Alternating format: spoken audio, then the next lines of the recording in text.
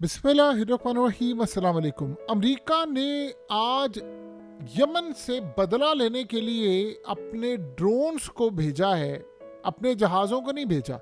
आपको पता है कि आज निवातम एयर बेस हिट की है और उसके बाद से खलबली मची हुई है और अजीब सूरत हाल है कि इसराइल ने कोई बात ही नहीं की कि हमारे यानी मुल्क में एक निवातम बेस पर F-35 जहाँ पड़े हैं वहाँ पर आकर एक मिसाइल लगता है और क्या बना क्या नहीं, चुप है अभी तक।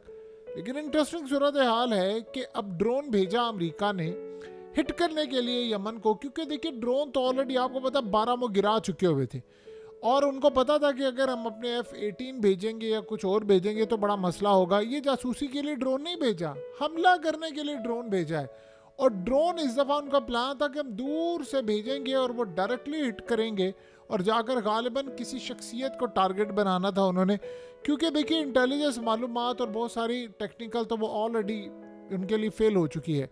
उन्होंने असल में ड्रोन भेजा और इस दफ़ा उन्होंने एडवांस वर्जन भेजा और आप अंदाज़ा करें कि क्या हुआ है। उसको चंद सेकंड्स के अंदर अंदर यमन के हौसियों ने गिरा दिया है और इतनी तबाही मचाई है इजराइल के लिए और अमेरिका के लिए। अमेरिका को तो पैगाम गया है, असल में तो अमेरिका इस वक्त बना हुआ है इसराइल के लिए एक मोहरा।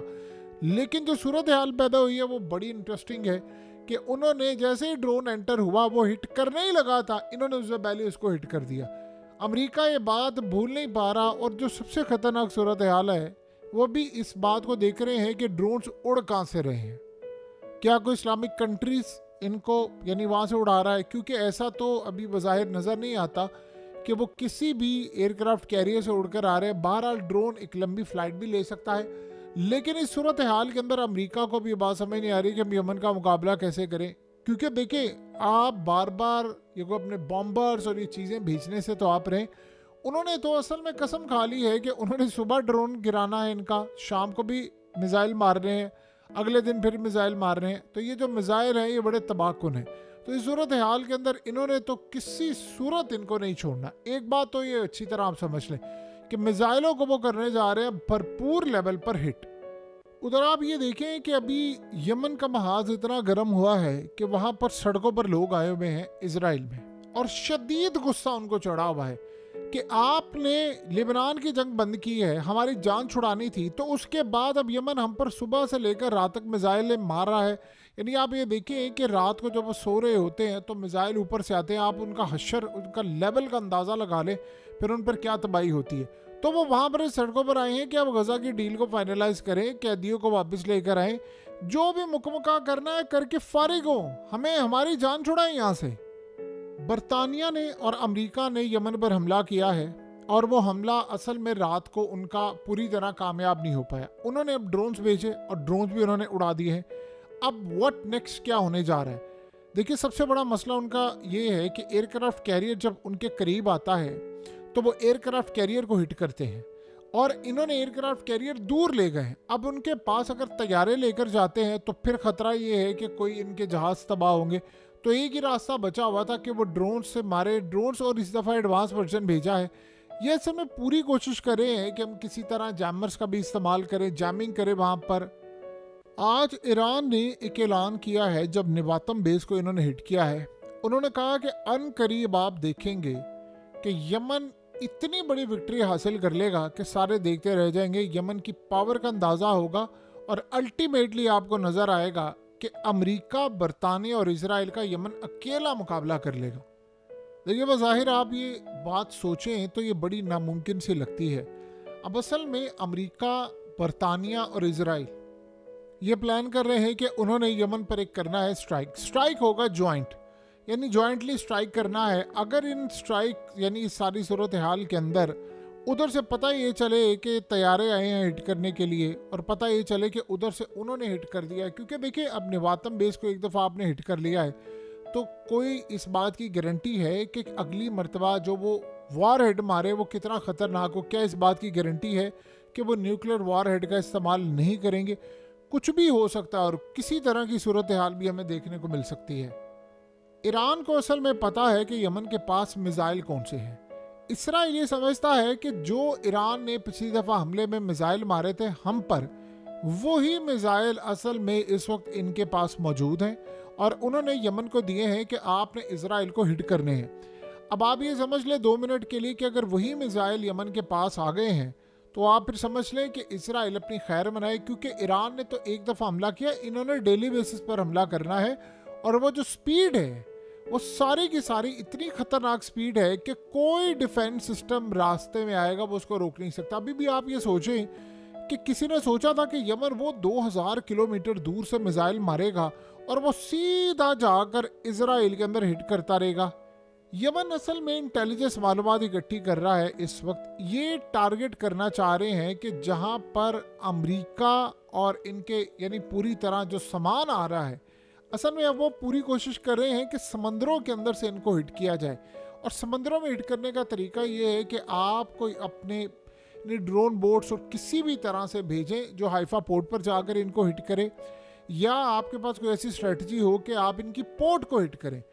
देखिए, मुसलमानों में या इस्लामिक कंट्रीज़ में जो सबसे बड़ी बात और मिस्टेक हमेशा से रही है कि वो टेक्नोलॉजी में आगे नहीं, ये मोहताज रहे हैं, तो अपने तैयारे उनके पास नहीं थे। ये सिर्फ वाहिद एक ईरान की ताकत थी कि जिन्होंने फिर मिसाइलों पर फोकस किया, मिसाइल बनाए हैं, और आज ये सूरत हाल है कि उनके मिसाइल काम करें, जबकि उनको जेट्स की भी ज़रूरत है। अब सबसे बड़ा मरहला और चैलेंज ये है कि क्या यमन के ऊपर जब ये हमला करने के लिए आएंगे तो वो उनको कितना रोकने में कामयाब रहता है, और ये सबसे ज़्यादा मुश्किल सूरत हाल होगी। इसराइल को लग रहा है जो निवातम बेस के ऊपर हिट हुआ है ये ईरान के पास इसकी सारी मालूमात थी, और ईरान की मदद पूरी तरह सैटेलाइट से रूस की जानिब से हुई है।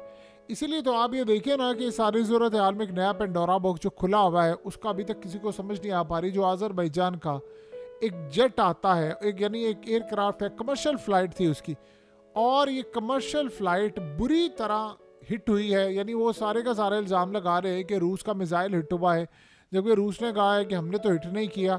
इस सूरत हाल में उन्होंने इसका नाम यूक्रेन पर लगा दिया है, और आज़रबाईजान आपको पता है वो भी अभी तक खामोश है। तो कुल मिलाकर ये सारे फंसाने की भी ये कोशिश करें, और ये मामला बड़ा ख़तरनाक हो रहा है। आप ये सोचें एक मिनट के लिए कि जिस तरह ये आज़रबाईजान का तैयारा तबाह हुआ है, अगर ये टेक्नोलॉजी यमन या किसी और के पास आना शुरू हो जाए, या इसका इस्तेमाल कोई दूसरे मुल्क करना शुरू कर दें, तो फिर सूरत हाल कितनी ज़्यादा ख़तरनाक हो सकती है। डोनाल्ड ट्रंप को जब ये सारी सूरत हाल बताई गई है कि ये देखिए आपके F-18 भी तबाह हुआ है और उसके बाद आपके ड्रोन्स तबाह हो रहे हैं, तो आपको पता है कि सूरत हाल में उसने इतना स्ट्रांग रिएक्शन दिया है। उसने कहा है कि मेरे दौर के अंदर मैं होता तो ये काम कभी ज़िंदगी में नहीं हो सकता था। उन्होंने कहा कि मैं अपने दौर के अंदर यमन को टिकने भी नहीं दिया था, और मेरे जाने के बाद इन्होंने फोकस किसी और चीज़ पर रखा। यमन इतनी बला बन गई है कि एक छोटा सा मुल्क आज हमारे तैयारे भी तबाह कर रहा है। आज मुकम्मल तौर पर देखिए, इन्होंने अमेरिका के अंदर कहा कि फ्रेंडली फायर के अंदर ही सारे का सारा काम हुआ है, और आपको पता है ट्रंप एडमिनिस्ट्रेशन के अंदर जितने भी लोग हैं वो तो पूरी तरह इस थ्योरी को रिजेक्ट करते हैं, वो इसको मानने को तैयार नहीं। अब ड्रोन की जहाँ तक बात है, आप बताइए 13 ड्रोन अभी तक उन्होंने गिराए, और हर दफ़ा जब वो ड्रोन गिराते हैं तो वो उसकी फुटेज और चीज़ें भी बताते हैं। और ये बात जब ट्रंप को पता चल रही है तो वो शदीद गुस्से में है कि इस सूरत हाल में हमारा जितना नुकसान यहाँ पर हो रहा है उसका आप अंदाज़ा भी नहीं लगा सकते कि कितने बड़े पैमाने पर जाकर हमें जलील किया जा रहा है। यानी एक टाइम था कि यही MQ-9 रिपर ड्रोन जो थे वो दुनिया के अंदर उनकी डिमांड थी, यानी लोग और ममालिक सोचते होते थे कि कभी हमें मिले। आज हालत ये है कि 13 ड्रोन्स अब तक इन्होंने गिरा दिए हैं, और पता ये चला है कि रूस की जानिब से उन्होंने 100 से ज़ायद पैट्रियट डिफेंस सिस्टम की बैटरीज यूक्रेन के अंदर तबाह की हैं। तो अमेरिका के डिफेंस सिस्टम की भी धज्जियाँ काफ़ी ज़्यादा उड़ी हैं। और सबसे बढ़कर अब जो नेक्स्ट टारगेट होगा वो है थाड का। और थाड को जिस तरह यमन टारगेट करना चाहता है, वो ईरान की इंटेलिजेंस, ईरान के मिसाइलों, रूस की इंटेलिजेंस और रूस के मिसाइलों के बगैर नामुमकिन है। अब ये ना हो इस सारी सूरत हाल में अमेरिका में हमको ऐसा सीन भी देखने को हमें मिल जाए कि उधर ट्रंप का हलफनामा, यानी अब वो हलफ उठा रहा है और एक आध दिन उसमें रह जाए, तो पता ये चले कि अमेरिका के डिफेंस सिस्टम को आखिरी कारी जरबी लगी और थाड को भी तबाह कर दिया गया है। क्योंकि थाड एक वाही चीज़ है जो अमेरिका का न्यूक्लियर प्रोग्राम भी इस वक्त मुकम्मल तौर पर मॉनिटर करता है। अब आप ये अंदाज़ा करें कि रूस और यूक्रेन की जंग छिड़ी हुई है, और वहाँ पर रूस में जो रशिया के पहले तो पुतिन की जानिब से इनामात दिए गए थे, अब उसके बाद इनामात आ रहे हैं वहाँ के जो बिलियनर्स हैं, वो कह रहे हैं पायलट्स को कि जो बंदा F-16 गिराएगा अमेरिका के, या अमेरिका के जेट्स जो यूक्रेन के अंदर हैं वो उसको इतना पैसा देंगे कि वो अगले 4-5 साल आसानी के साथ खाता रहेगा। यानी आप अंदाज़ा करें कि इतना पैसा आप उसको देने जा रहे हैं कि आपको कोई काम करने की ज़रूरत नहीं। और पुतिन की जानिब से जो पैसा ऑफ़र किया गया है वो इतना ज़्यादा है कि आप लाइफ टाइम बैठ कर खा सकते हैं। यानी अगर कोई पायलट गिराता है F-16 तो उसको इनाम के तौर पर दिया जा रहा है। तो हर कोई कोशिश कर रहा है कि हम कुछ गिराएं और उसके बाद हम रिटायरमेंट लें और भी सुकून की ज़िंदगी गुजारें। ये जंगें इस वक्त बड़ी अजीबो गरीब रुख पर जा रही हैं।